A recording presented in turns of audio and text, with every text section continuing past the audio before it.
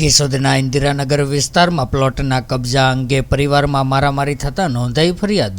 કેશોદના college road ઉપર આવેલા ઇન્દિરાનગર વિસ્તારમાં આવેલા પ્લોટના કબજા અંગે એક જ પરિવારના બંને ભાઈઓ વચ્ચે લાંબા સમયથી વિવાદ ચાલતો હતો। ત્યારે ગઈકાલે સાંજે સામાન્ય બોલાચાલી થતા ઉશ્કેરાટ સાથે વધી જતા મારામારીના પરિણામમાં Keshod sub district civil hospital ખાતે ઇજાગ્રસ્ત હાલતમાં દાખલ થતા બંને પક્ષો સામે ફરિયાદ નોંધાઈ હતી। ત્યારે કેશોદ પોલીસ દ્વારા આગળની કાર્યવાહી હાથ ધરવામાં આવી।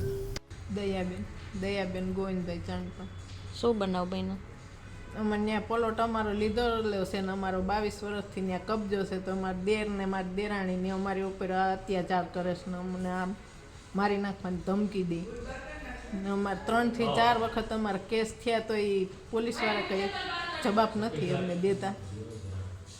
અને અમે દેવાભાઈને એના રાઇટર બે ઊભા હતા તો એ મારા દેરવે અમારો બધો સામાન ફેરવીને નાખી દીધો ને અમને વારંવાર મારી નાખવાની ધમકી દે। અમને 3 થી 4 વખત અમને 3-4 જણાને માર્યા, એ 4-5 જણા આવે થઈને।